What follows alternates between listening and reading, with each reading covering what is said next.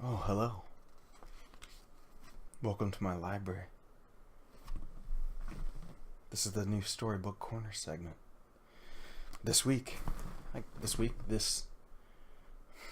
For a while, this is the book we'll be reading. You can see it over here as well.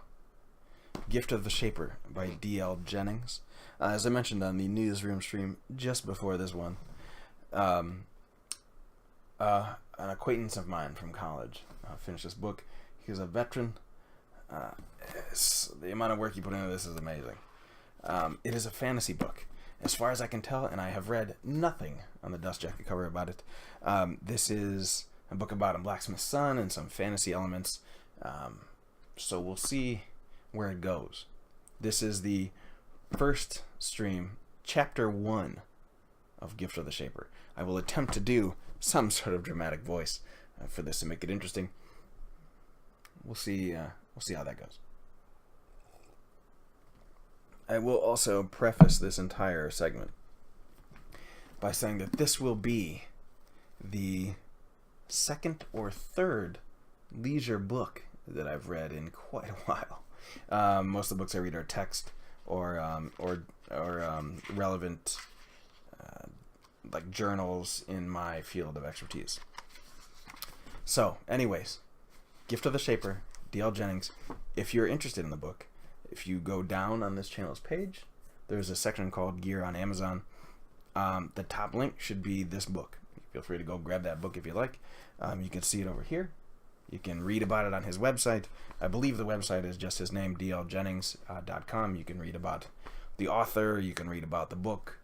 I think you can also read a sample chapter there, which may be the chapter you're about to hear right now. Let's begin. Chapter 1. Highglade. We'll skip the prologue, by the way. Night breathed out as dawn breathed in, and Thornton Woods awoke to his father's big hand shaking his shoulder. "Time to wake up," grunted Olson as he towered over his son's bed. "We've got some chains to make today. Simple work, but tedious." The worn leather of the blacksmith's vest creaked softly as Olson tightened it over his shirt, protecting his chest while allowing his muscular arms to move free. He patted his son on the back once more to hasten his waking before walking downstairs to start breakfast. Thornton mumbled groggily in response as he rolled onto his back to rub the sleep from his dark brown eyes. He lay there staring at the ceiling, not wanting to get up, and wondering how much longer he could put it off. Eventually, he managed to convince himself to sit up, knowing that his father would insist more strongly if he didn't get moving soon. Despite working alongside his father for nearly a decade, Thornton was still slow to get going. He could feel that the night had made a mess of his thick brown hair as he pushed it out of his face with a yawn. His strong jawline capped off what was otherwise a useful face, light and even with the firmness that came from years of exposure to open flame and molten steel. Swinging his feet off the low-lying bed, Thornton trudged over to the wash bucket beside it to splash a bit of water on his face to aid in the waking process. He pushed his hair back behind his ears as he looked around for his own protective vest, which he had tossed on the floor before collapsing in a fit of exhaustion. Finding it, he pulled it over his tan, short-sleeved tunic and gave his reflection a final look, taming his hair before heading downstairs. Thornton was met at the bottom by a welcome smell of roasting meat. His father was a master with fire, and food was no exception. Some of the villagers liked to say that he spent just as much time over the fire of his cook stove as he did over the fire of his forge, and it was easy to see why. Olson's shoulder and chest looked like they were carved from solid oak, and his arms, hardened by a lifetime of swinging a hammer, were bigger around than most men's legs. "Have a seat," Olson said, chewing and pointing a chicken leg over the plain wooden table. "But don't take too long. Those chains won't pour themselves." Pour. Thornton pulled a chair up and helped himself to some boiled eggs. Moments later, the large frame of Olson Woods disappeared through a door into the kitchen of a modest house that Thornton was constantly being reminded had been built by his grandfather, with his own 2 hands, Olsen would say. Taking a few sluggish bites out of a chicken leg, Thornton watched his father come back into the room with a plate of meat that could have easily fed 4 men. He sat down and gave his son a smile, still chewing and proceeded to devour most of it. Thornton had barely finished his first few bites by the time his father was wiping his hands off. Stepping outside to begin stoking the flames and preparing the cast for the chains. He's always a step ahead, Thornton thought. He shook his head and kept eating, making sure to finish off what his father had left for him. When his stomach was pleasantly full, Thornton walked out to see his father already pouring the first links into the mold. "You're late," said the elder Woods. Nodding to the forge, he added, "Keep that fire going." Thornton walked listlessly to the flames and grabbed a shovel to add more coal to the fire. It had to be especially hot to melt the iron that would eventually become the chains. After a few heaping shovelfuls, both he and the fire woke up. For as long as Thornton could remember, he'd been helping his father with the smithing. When he was still too small to hold a hammer, Thornton had been put to work filling buckets with water to douse whatever needed tempering. When he had outgrown that, his father let him handle the shovel to get coals from the pile and dump them into the fire. He did that for a long time and became quite good at it, some days even looking forward to working in front of the roaring flames of the furnace. When Thornton had turned 13, his father finally decided that he was big enough to swing a hammer. The one he gave him had belonged to his father before him, also a blacksmith, as was his father before him. It was the first day Thornton ever felt important.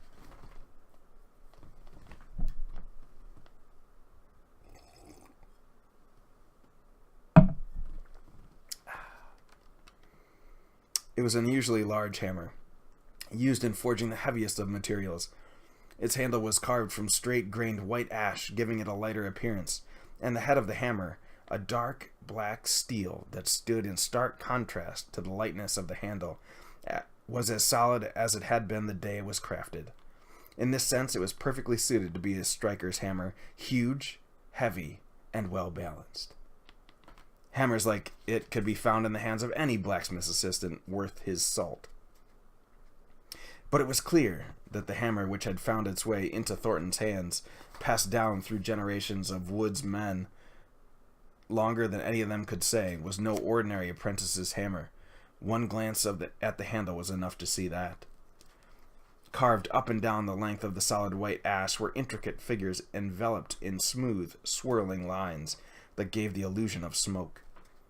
The years had eroded the surface and turned the deep grooves into shallow nooks, but the design was still largely visible.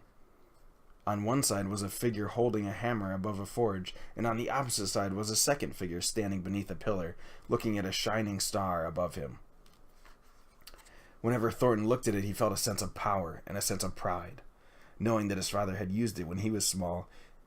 His father wasn't sure where it came from, but he knew it had been in the family for generations. When he'd first started using the hammer, he could barely lift it. The first time he tried, he barely got it off the ground, but as the years passed and he grew stronger, Thornton found himself swinging it more and more easily until it felt like it was a part of him. He would take every opportunity to use it when he worked with his father, even practicing his strikes on the anvil when there was no work to be done. He always felt powerful when his hand touched the handle, and he brought it with him wherever he went. The smell of molten iron brought him back to reality as Olsen barked orders. Thornton wasn't sure how long they had been working. It felt like days. Pour the cast, add to the fire, let the cast set, hammer the iron.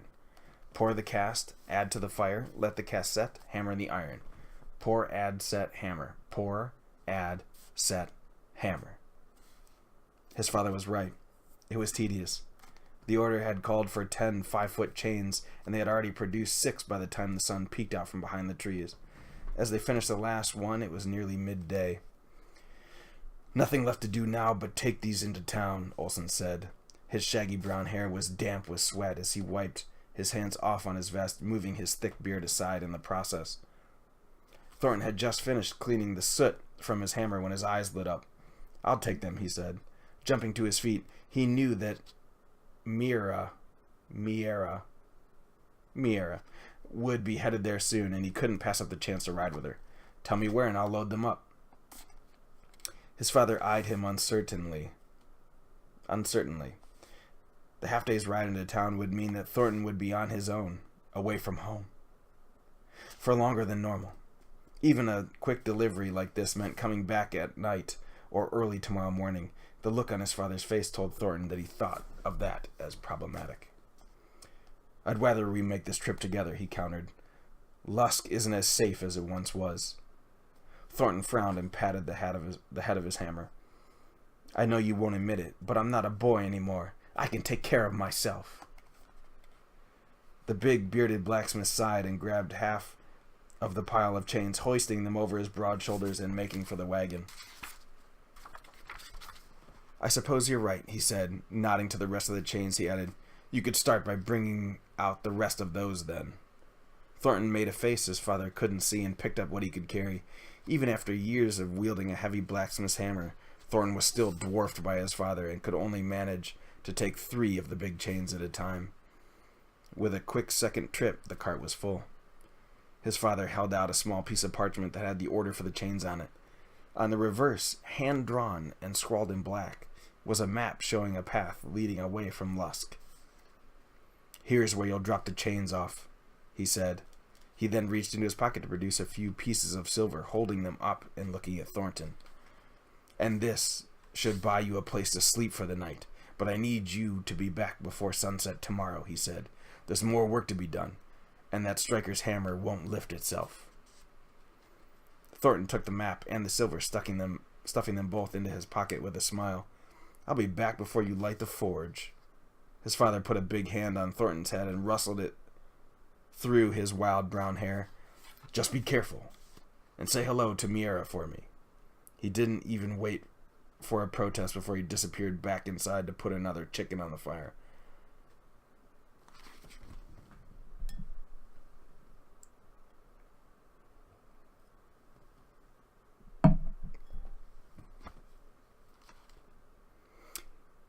Thornton shook his head in bewilderment and walked off down the path that connected his house to the rest of the village, a village that was wide awake and humming with life. Looking around at the smoke billowing from chimneys as the other families prepared their food, Thornton heard the familiar sounds of children shrieking with laughter as they chased each other around the village. He waved to a few of the on-looking parents as he stopped to exchange some hellos. After a short chat, he excused himself and found his way to a small dirt road that lay just ahead. With any luck, he could catch Miera as she finished loading her cart. Hidden in the shade of a small thicket of trees was an unassuming house with brown shutters and a door to match.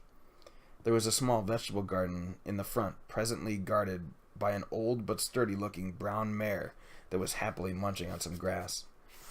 As Thornton walked up, out from the house stepped a blonde girl, wearing a white cloth dress and clutching a bunch of flowers. "Miera," Thornton said as he waved. The girl looked up and shielded her eyes from the sun when she saw Thornton. A smile spread across her lips. For years now, Miera Mian had been collecting, planting, growing, and selling flowers from all over. There was hardly a spot of bare ground visible behind her house, as most of it was taken up by the rivers of blossoms that flowed through her yard. She carried an armful of deep red roses, freshly pruned and bound for her cart, which she promptly tossed inside as she went over to meet Thornton. "Master Woods," she said, giving him a mock curtsy. They had been friends for years now, and despite her thinking of him as a brother, Thornton looked at her differently than he did other girls. She was lovely, with stunning blue eyes and a laugh that came easily. Shorter than him by almost a foot, she had a tenacious spirit that rivaled that of even the largest of men. "So here's where you've been hiding," Thornton said with a smile. He looked over the dozens of flowers seated in the back of her cart, but stopped counting around 20. "You know very well I wasn't hiding," Miera protested. "I was getting ready for the trip into town." "Well, it just so happens I'm headed there too," Thornton said slyly, "and could use some company." Miera smiled a half-smile with the left side of her mouth and looked away. "Is that so? What makes you think I'd want to go with you?" Thornton scratched his chin. "A pretty girl like you? You need to keep an eye out for bandits. And you're less likely to be bothered if you've got a strong blacksmith riding beside you. Mira put her hands on her hips and looked at Thornton skeptically.